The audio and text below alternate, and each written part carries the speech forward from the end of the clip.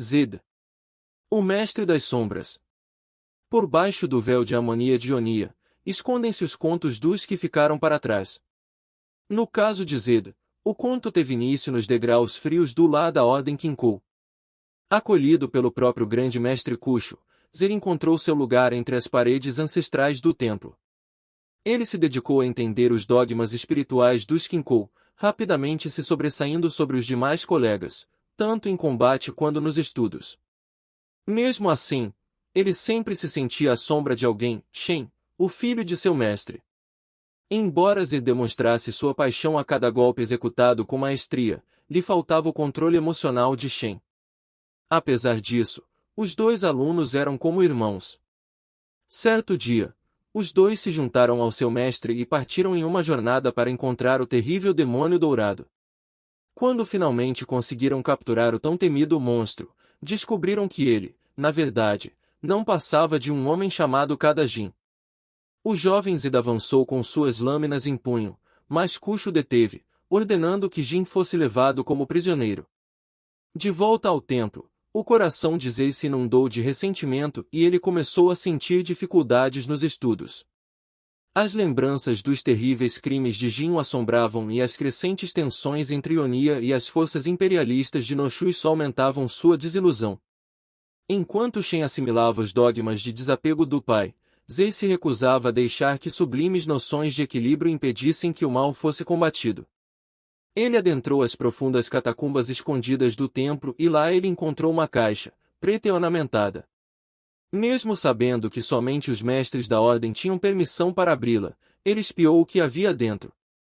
Sombras envolveram a mente de Zed, alimentando sua amargura com desprezo pelos fracos e insinuando uma magia sombria e ancestral.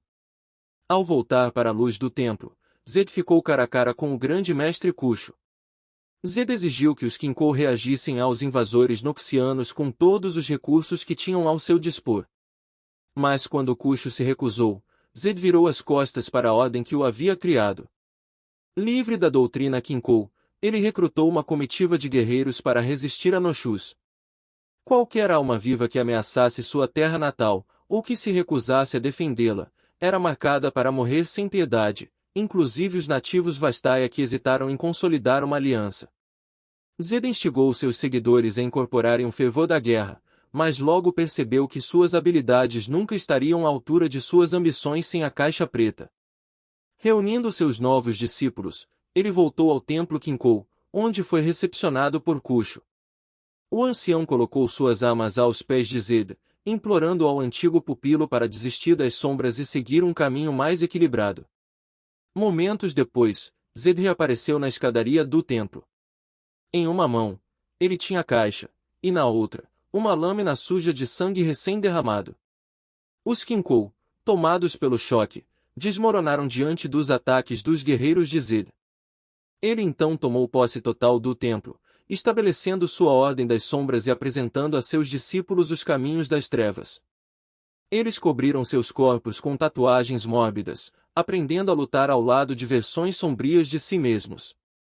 Zed se aproveitou da contínua guerra contra Noshus e do sofrimento que ela trouxe ao povo de Ionia. Após o massacre nas proximidades do rio Epool, ele encontrou Kai, um soldado mirim-noxiano que carregava nada além de uma foice. Zed viu que o garoto era uma arma esperando para ser polida e o acolheu como pupilo. Naquele jovem acólito, ele via uma pureza de propósito semelhante à sua. Em Kai, Zed podia ver o futuro da Ordem das Sombras. Embora não tenha se reconciliado com Shen nem com os Kinkou remanescentes, que agora estavam espalhados pelas províncias, eles resolveram chegar a um acordo, mesmo que desagradável, após a guerra. Zed sabia que o que tinha feito não tinha volta. Nos últimos anos, ficará óbvio que o equilíbrio das primeiras terras havia sido alterado, talvez para sempre.